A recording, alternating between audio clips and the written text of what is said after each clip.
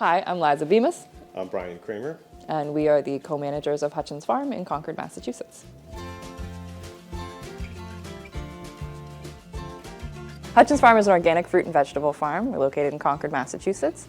The main farm is about 60 acres. We grow all different types of organic vegetables, and we also grow organic apples, organic blueberries, and organic strawberries. We have a seasonal farm stand that's operational from June through October, and we do 3 weekly farmers markets closer to Boston. The main farm property has been in my family for 5 generations. We were originally a dairy farm. We became a fruit and vegetable farm in the early 70s, and we've been certified organic as a pilot program since starting in 1986, and we have been USDA certified since the beginning of that program, which is about 2000.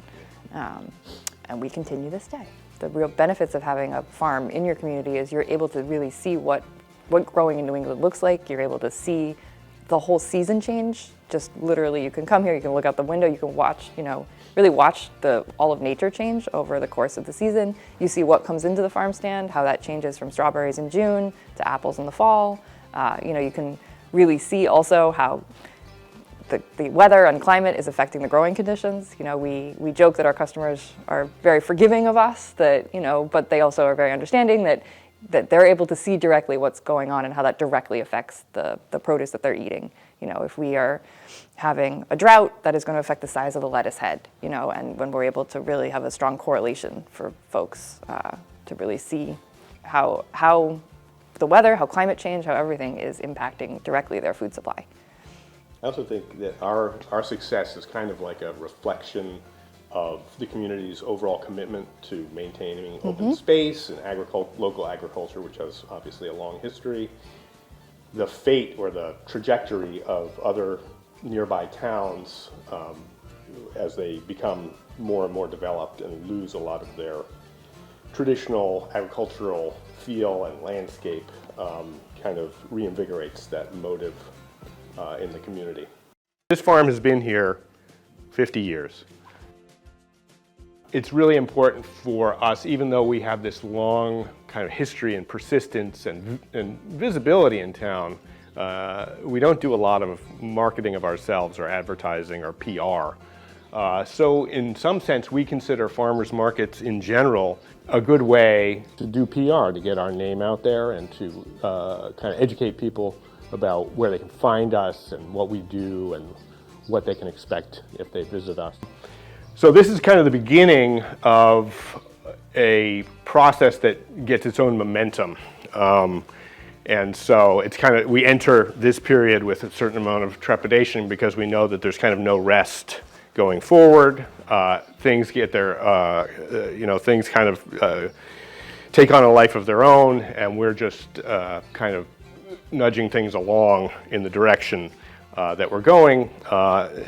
Ultimately, we begin to see things start to come out of the ground. The earliest stuff, the asparagus and the rhubarb, we get stuff planted that begins to mature. The longer term stuff goes in, the warm season stuff gets planted, and ultimately it's all working towards kind of a crescendo of activity and of harvest in September and October, what people typically think of the harvest season.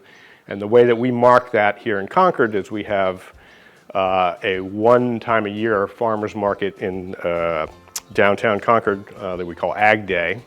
Have been doing it for probably 15 years, 16 years.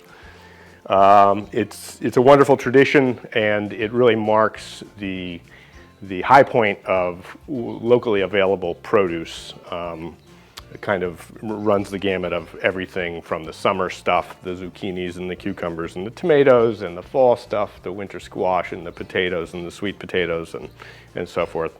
There's a few MIAs like asparagus and peas will not be found, but those are special cases. It's March, so this is kind of the end of what is our off season, meaning that we've gotten a start in the greenhouse at this point, and we are looking towards getting stuff in the field, and we're also starting to see some of the perennial fruit buds swell, and thinking about what needs to be done to those. This is the time of the year that we usually prune blueberries. It's actually a great time. You could prune them earlier, but this is a good time because you can see the fruit buds beginning to swell, so that for neophytes and greenhorns who are training how to prune, it's a lot easier to demonstrate what is a future blueberry and what is just wood that needs to be taken out.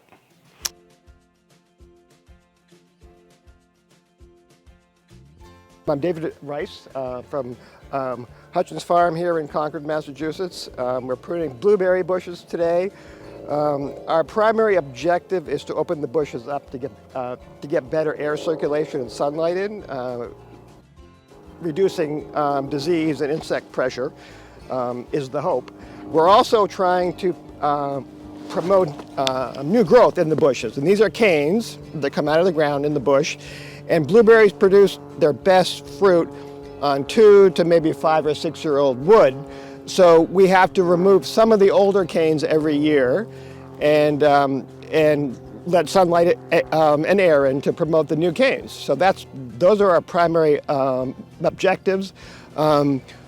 Oftentimes we will cut an older cane. The older canes, you can see, are very dark and rough bark, where newer canes are red or orangey, and they produce the best fruit.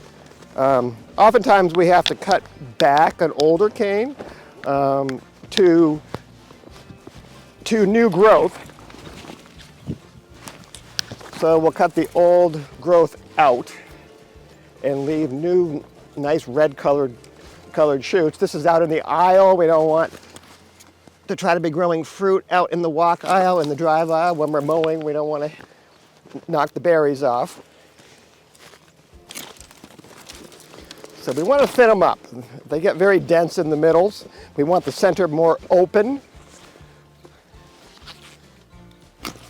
So we'll take some of these side shoots off.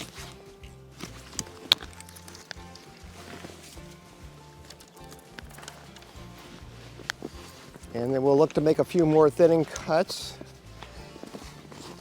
Here's an example. We can take this older cane right out. There's new growth coming here. I like it. Take the lower stuff out. It won't get a lot of sunlight. But we do want to remember to promote the new canes. So we don't want to cut those right out. I know some people think they're weak or sucker growth and they'll cut them out, but those are your future production canes. So that's where your fruit's going to come from 3 or 4 years from now. This one's crossing back onto that one that we just chose to keep.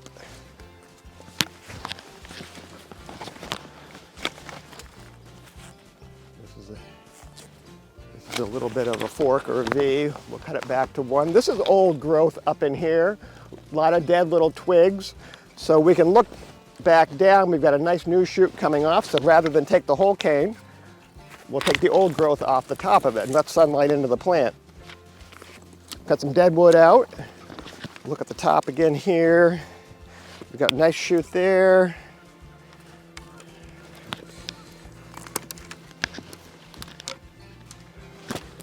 Take some dead stuff out of the middle. Take some little side shoots. There'll be poor quality fruit in the interior of the plant. Won't get as much sun or air. Berries will be smaller and drier. Get that one. Open up the center of the plant. There, I think we're pretty good. It should get much better sunlight and air, and hopefully result in some nice quality blueberries.